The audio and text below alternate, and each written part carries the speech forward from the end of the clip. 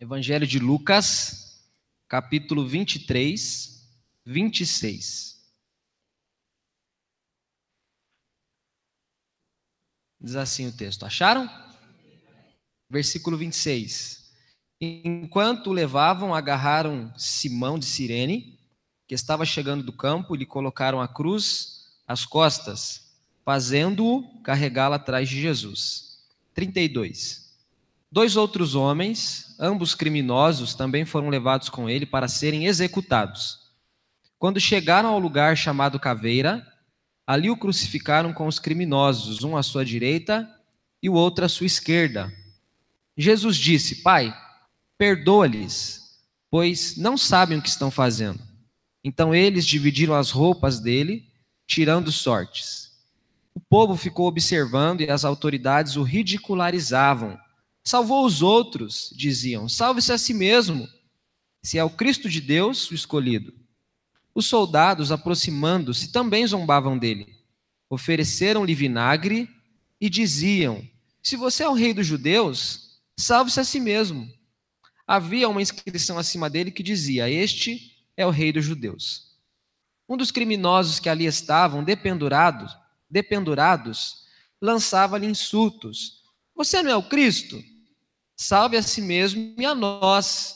Mas o outro criminoso, dizendo, você não teme a Deus, nem estando sob a mesma sentença? Nós estamos sendo punidos com justiça, porque estamos recebendo o que os nossos atos merecem. Mas este homem não cometeu nenhum mal. Então ele disse, Jesus, lembra-te de mim quando entrares no teu reino. Jesus lhe respondeu, eu garanto, hoje você estará comigo no paraíso. Amém? Vamos orar? Senhor, obrigado, nós lemos a Tua palavra, que é poderosa, que é viva, que é eficaz, é a Tua Escritura que nos orienta, nos conforta, consola, corrige, e através dela o Teu Espírito Santo nos ensina as Tuas verdades, através dela o Teu Espírito Santo nos ensina o Teu Evangelho. Abençoe-nos nessa noite, fala conosco, fica conosco, em nome de Jesus. Amém. Irmãos, cada pessoa é única, todos nós sabemos disso. Uma vez eu fui numa apresentação infantil de uma escola e as crianças cantaram uma música que todo mundo é diferente sendo igual e todo mundo é igual sendo diferente. É uma musiquinha, eu achei muito legal. Todo mundo é diferente sendo igual, todo mundo é igual sendo diferente. É exatamente isso, né?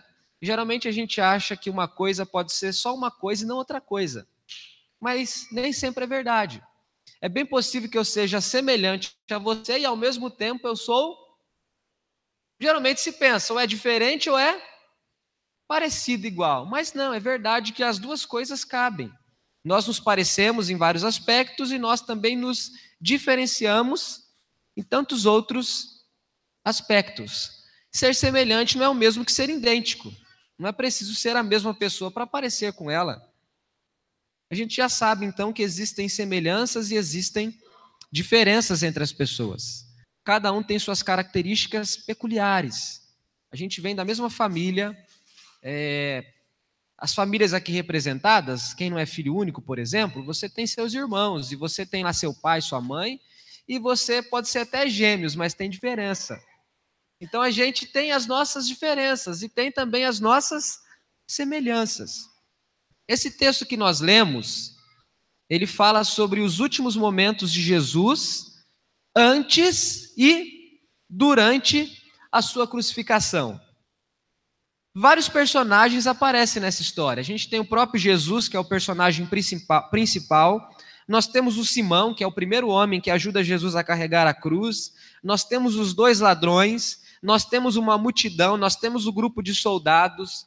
Nós temos vários personagens, ou várias classes de personagens. Esse homem que registra esse texto aqui é Lucas. E Lucas é um homem que não foi discípulo de Jesus, mas ele conheceu o Evangelho de Jesus, ele foi amigo de Paulo, ele escreve o livro de Lucas, ele escreve o livro de Atos, e ele endereça essa obra dele a um grupo de gregos, de pessoas que moravam dentro das da Grécia, do império da época, o império romano, mas o império de fala grega, de costumes gregos, e ele endereça esse evangelho para esse grupo de pessoas. Então o evangelho de Lucas é um evangelho bastante evangelístico, ele fala de Jesus como sendo aquele homem que veio ao mundo, sendo Deus e morreu para trazer salvação aos pecadores.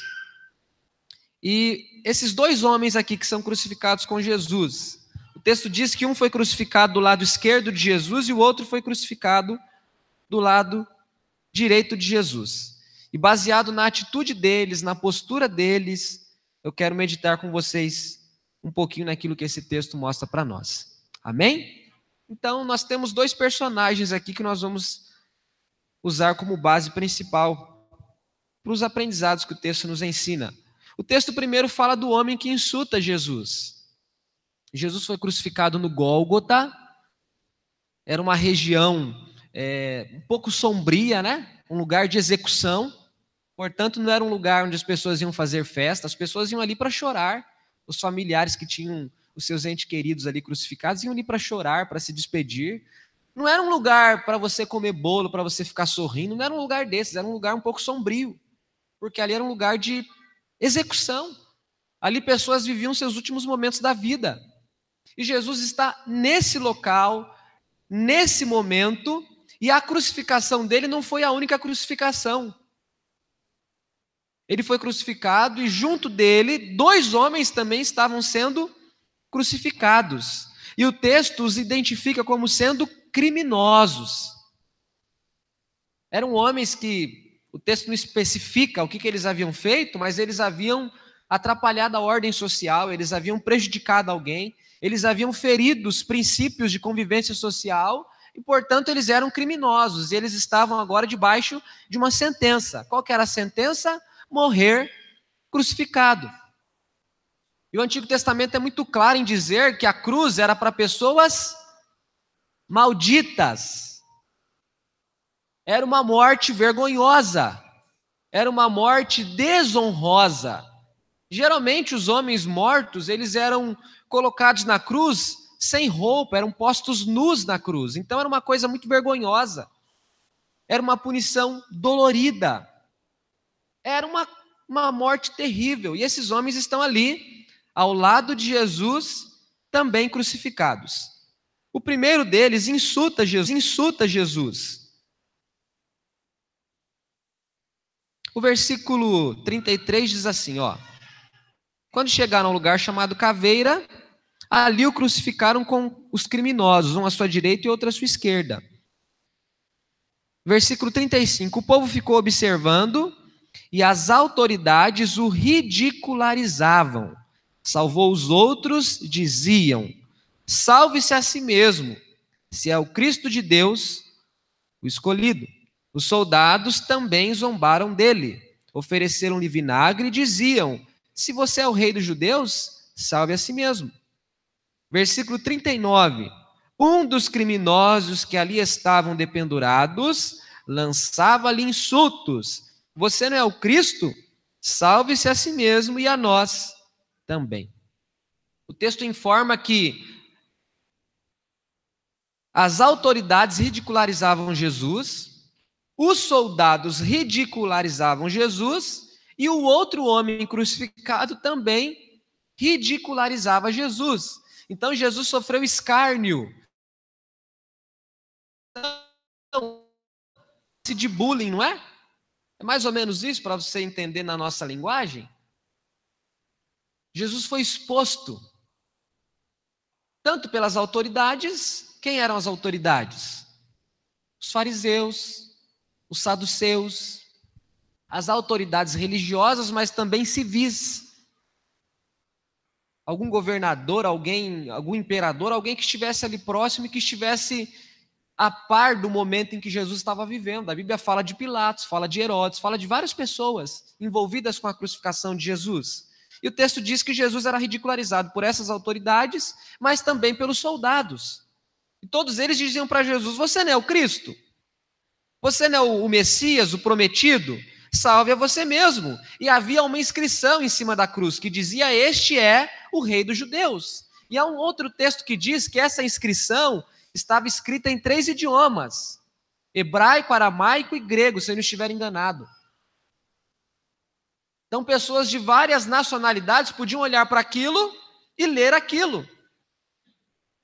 Mas não foram apenas as autoridades e os soldados que tiraram sarro de Jesus, mas o próprio homem que estava numa condição semelhante à de Jesus. Um dos criminosos, um dos ladrões. Há uma outra tradução que fala que são ladrões. Ele insultou Jesus. E ele estava na mesma situação de Jesus. Qual era a situação de Jesus? Crucificação. Qual era a situação do homem? Crucificação. Só que eles estavam na mesma situação por questões diferentes. Jesus estava ali porque era o Messias prometido desde o começo dos tempos. O homem estava ali porque era um criminoso. Eles estavam tendo fins parecidos por motivos diferentes. Só que eu estou falando isso para vocês e você está concordando comigo, mas aquele homem não discerne isso. Ele não discerne isso. Tanto é que o pedido dele para Jesus é: salve a si mesmo e nós. E o outro vai dizer para ele assim: você não percebe que ele está aqui porque é inocente, mas você e eu estamos aqui porque merecemos estar aqui? Esse homem não percebe que, apesar de estar na mesma situação em que Jesus, está na mesma situação por questão diferente da de Jesus. Ele também coloca em dúvidas a divindade de Jesus. Versículo 39 diz assim: um dos criminosos que ali estavam dependurados lançava-lhe insultos. Você não é o Cristo? Salve-se a si mesmo e a nós. A palavra Cristo significa ungido. Quando a Bíblia diz que Jesus é o Cristo, a Bíblia está dizendo que ele é o ungido de Deus, o separado de Deus, o prometido de Deus. Quando ela fala que ele é o Cristo, ela está falando que ele é Deus, ele é divino. E esse homem coloca em questão, ele põe em dúvidas a divindade de Jesus. Calma aí, você não é o Cristo?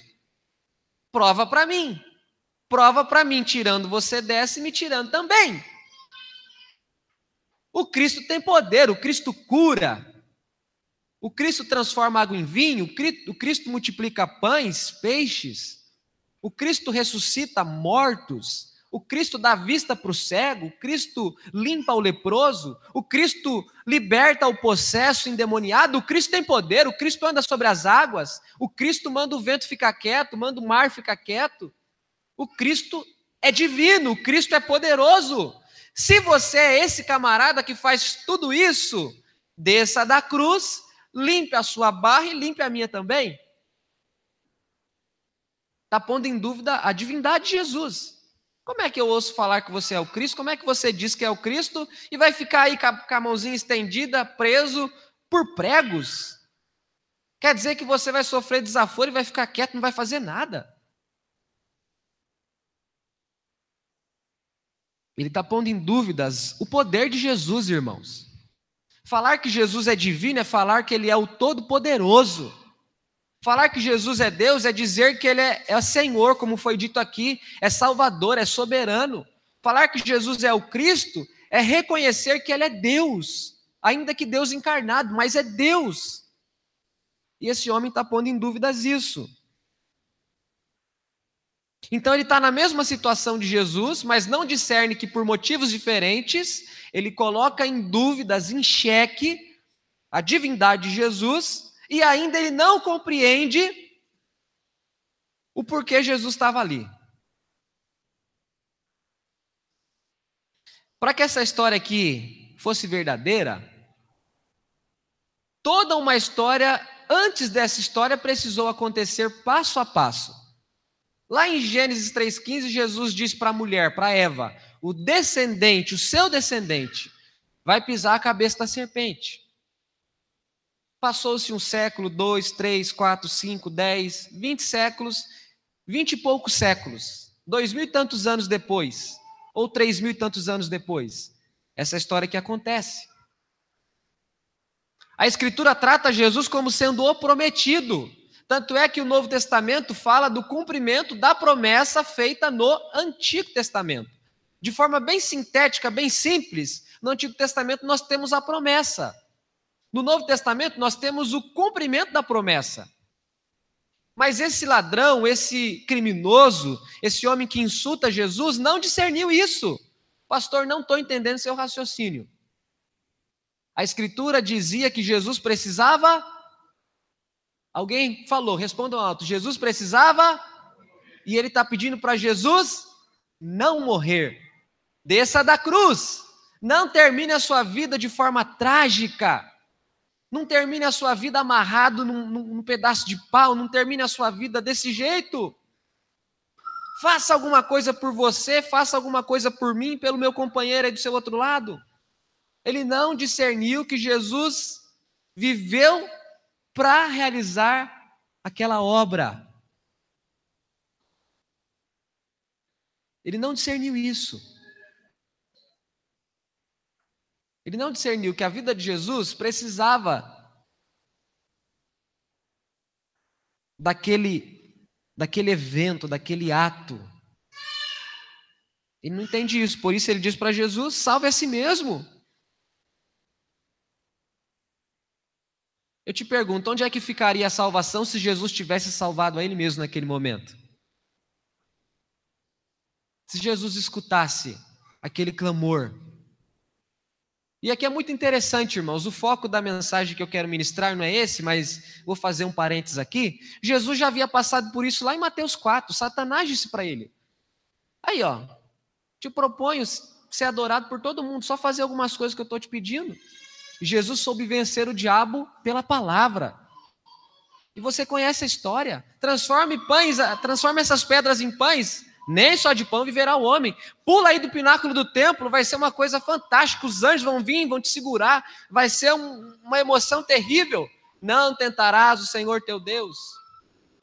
Prostre-se diante de mim, eu te dou todas as coisas. Só o teu Deus adorarás e só a ele prestarás culto. Jesus já havia sido posto em tentação, ainda no começo do ministério dele. Passaram-se os anos, ele está na cruz, nos últimos momentos da vida, e ainda ele está sendo tentado a não cumprir sua obra, sua missão. E o ladrão, o criminoso está dizendo para ele, desça da cruz, salve você, salve a mim. Esse homem não compreende os motivos que levaram Jesus à cruz. Ele não discerne. Ele também quis ser salvo da morte. Se parece com ele nessa hora, não parece? A gente gosta de ser salvo da morte, não gosta? Eu gosto, você não gosta não? Gosta e admite pelo menos, fala, gosto. Ele quis ser salvo da morte, ele falou, Jesus, tem dó. Me livra dessa. Salve-se a si mesmo e a nós também.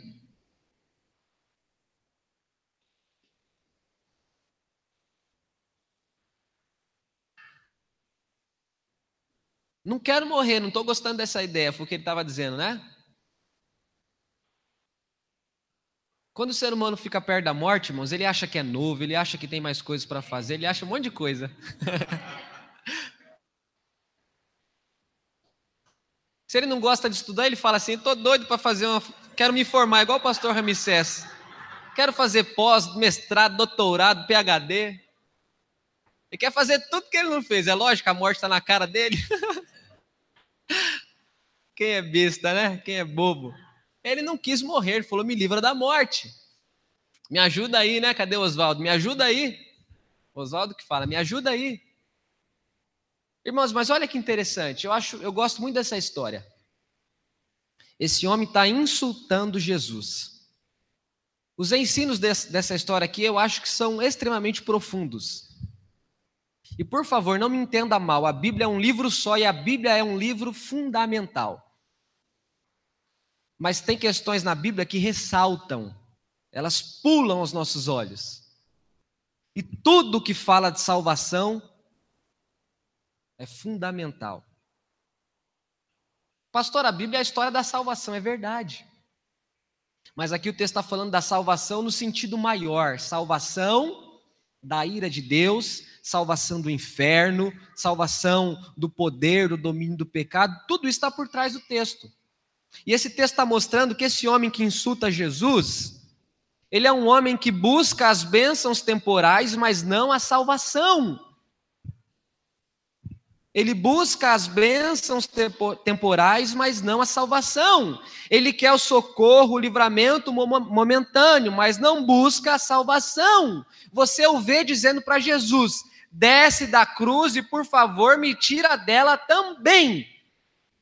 Mas ele não diz para Jesus: Senhor, sou pecador, estou pertinho de morrer e tem misericórdia da minha vida. Ele quer as bênçãos do momento e ele pouco se importa com o futuro dele que está sendo determinado. Muito parecido com Esaú, lá no Antigo Testamento.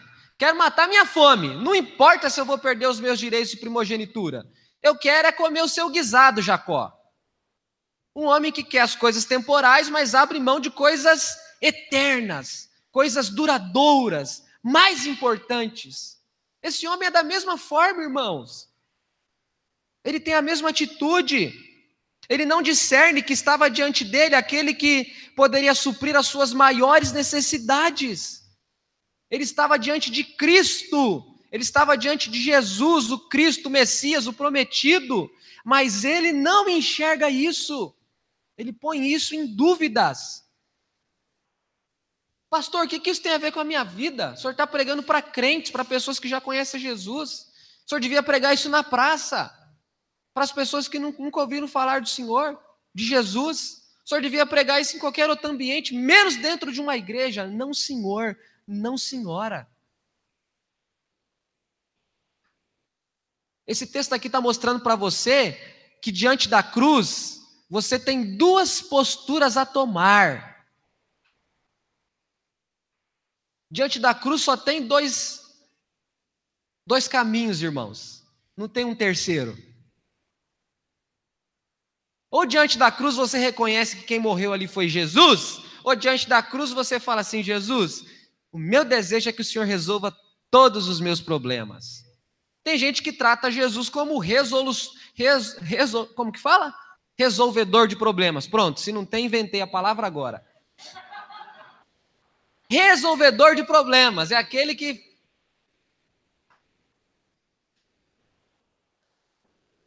Não, o povo entendeu. Comunicou a ideia. Irmãos, diante da cruz tem gente que age assim. Tem quem olha para a cruz e não percebe que quem está ali é o Salvador. Quem olha para a cruz e acha que quem está ali é o Aladim, aquele que resolve, aquele que realiza, aquele que faz seus desejos, suas vontades. E isso é miserável demais, isso é pouco demais. Isso descaracteriza profundamente o Evangelho, a mensagem do Evangelho. Jesus não veio para tirar você da cruz. Paulo fala o contrário, Gálatas 2:20, já estou crucificado com Cristo. Jesus veio para crucificar a gente com Ele na cruz, para que nós possamos morrer para o pecado, para o domínio do pecado, para as nossas vontades, para os nossos desejos. Ele não veio para nos tirar da cruz. Tem um pastor muito abençoado que prega frequentemente: primeiro Jesus nos mata para depois nos dar vida. E é isso que o Evangelho faz. O Evangelho primeiro mata o homem para depois fazê-lo ressurgir.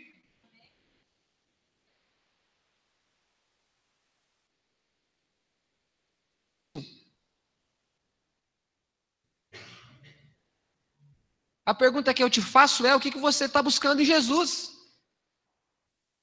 O que você está esperando que o Cristo que passou pela cruz faça por você? Olhe para o seu coração. Tem um pouquinho de lucidez para olhar para o seu coração e olhar. Será que você não está só esperando as bênçãos temporais? Será que você não está só em busca de saúde, de um salário melhor, de um futuro mais seguro? Você está atrás do quê? O que é que você está esperando que Jesus te dê? Será que você não está doido para descer da cruz?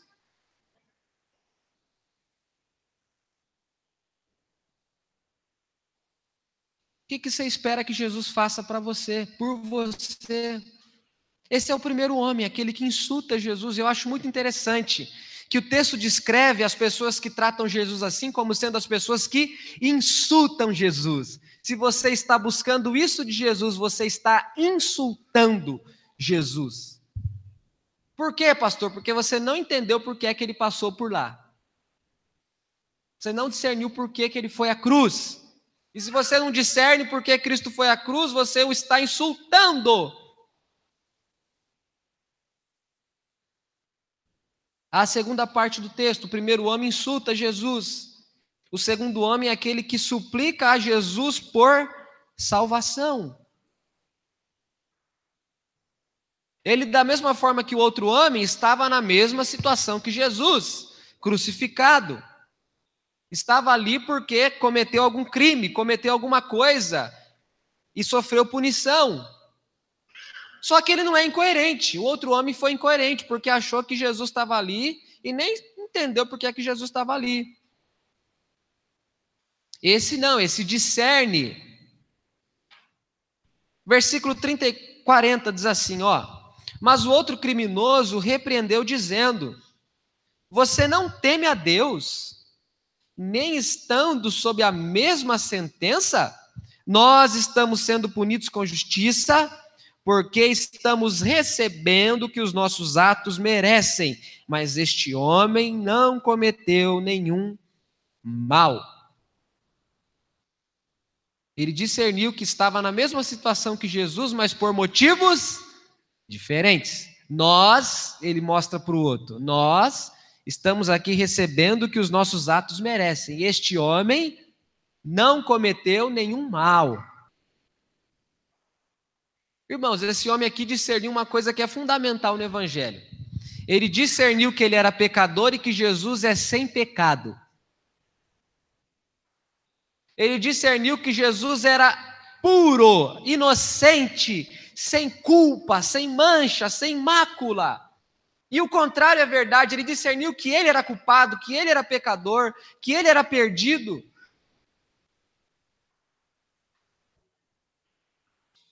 Enquanto o outro homem coloca em dúvidas a divindade de Jesus, esse homem afirma a divindade. Ele diz para o outro, você não teme a Deus nem estando debaixo da mesma sentença que ele. Ele está dizendo para o outro, acorda, você está diante do Cristo. Acorda para a vida, pelo amor de Deus. Ele discerne a divindade de Jesus.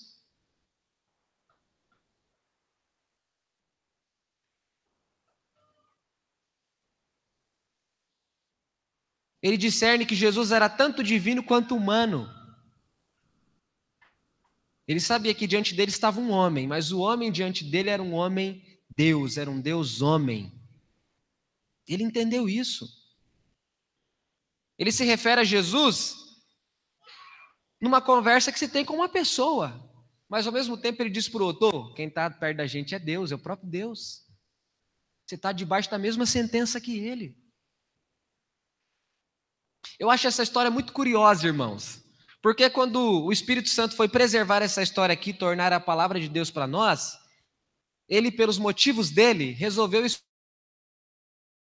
Quando entrares do teu reino, ele reconhece o senhorio de Jesus. Jesus tem um reino, e quem tem um reino só pode ser rei. Quem é rei é soberano, é senhor. E Jesus responde para ele, eu lhe garanto, hoje mesmo você estará comigo no paraíso. Jesus afirma para ele, te agraciei com salvação, hoje mesmo você estará comigo no paraíso. Esse homem compreendeu que sua vida terrena estava findando. Ele não buscou socorro e nem livramento da morte. Ele buscou perdão para os seus pecados. Ele compreendeu que em Jesus ele podia encontrar esperança. Ele compreendeu o sentido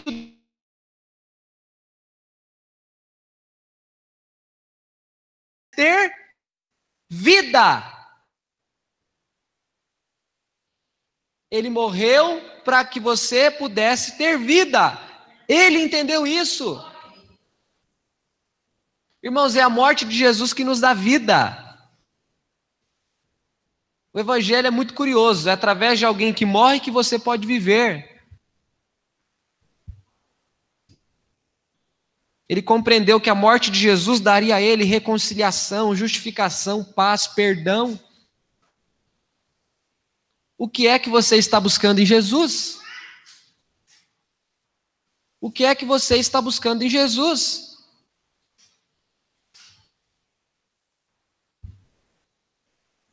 O que você está vindo fazer dia a dia na igreja? O que você está fazendo da sua vida nos anos que você tem caminhado a jornada cristã?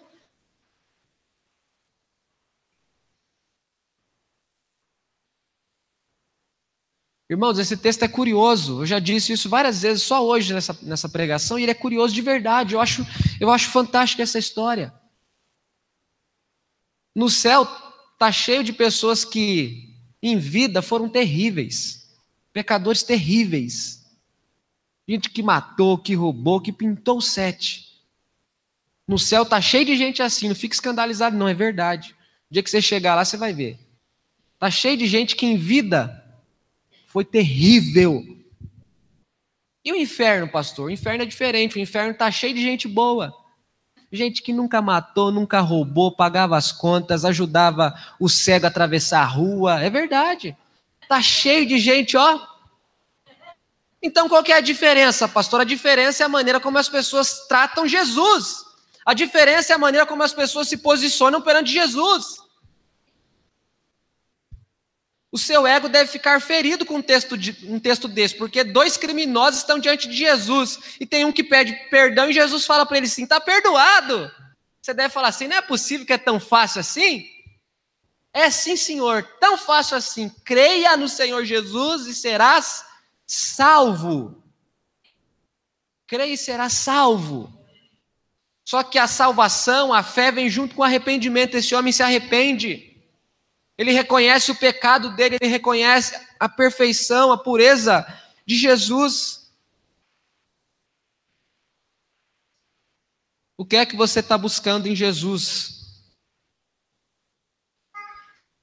Você já discerniu que a bênção maior que Jesus pode te dar é se lembrar de você que é um criminoso? Você já discerniu isso? A melhor coisa que Jesus pode fazer por você é se lembrar de você, porque você é um criminoso. Nunca matei, pastor, não tem problema. Seus crimes vão além do assassinato, vão além do homicídio. Seus crimes são os pecados que você comete contra um Deus santo e que só precisa de um único pecado para condenar o pecador. Então ele já tem tudo o que ele precisa ter para condenar você. Você deve ter pelo menos 2 pecados. Pelo menos. Esse texto mostra isso, irmãos. Para um grande pecador, essa é uma frase famosa de um evangelista. Para um grande pecador, há um grande Salvador. Para um grande pecador, há um grande Salvador. Há muitas diferenças e semelhanças entre as pessoas. A nossa semelhança com esses homens é que nós somos pecadores como eles. Nós merecemos a morte, a punição.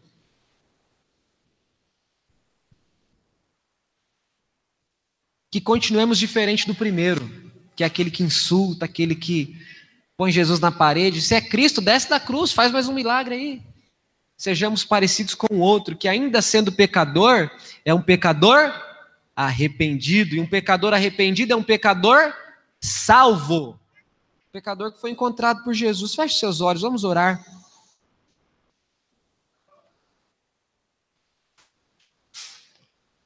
Olha para o seu coração agora.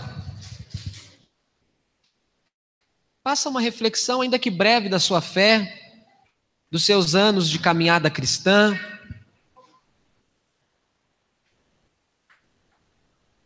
Pergunte para você mesmo o que é que tem trazido você aos cultos, à igreja, à comunhão com os irmãos. O que é que você está buscando em Jesus? Questione você mesmo, veja se você não está apenas à procura das bênçãos temporais. Talvez você está querendo adiar a sua morte. Você fala assim, Jesus, não quero morrer não, então estou te buscando porque eu não quero morrer. Quero viver mais um pouquinho.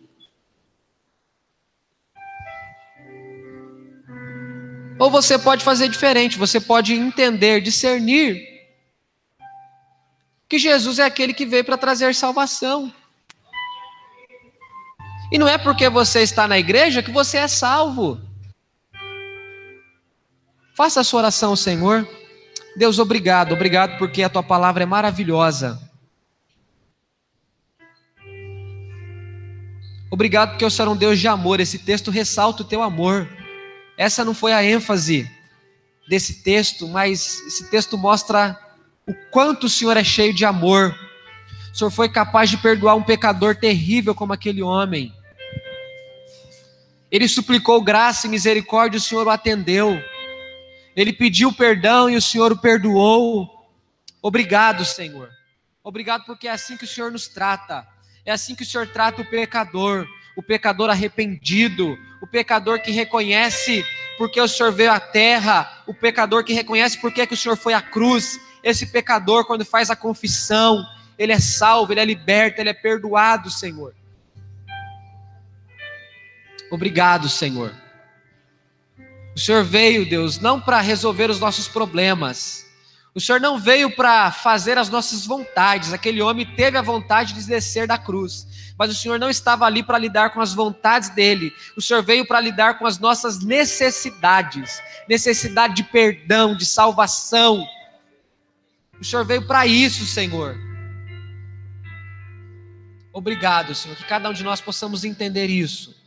E que possamos retornar para os nossos lares e prosseguir na fé, avaliando o nosso coração, perguntando a nós mesmos, por que é que estamos no Evangelho, o que estamos fazendo diante do Jesus, do Cristo que foi à cruz. Obrigado, Senhor, obrigado. Em nome de Jesus. Amém. Amém.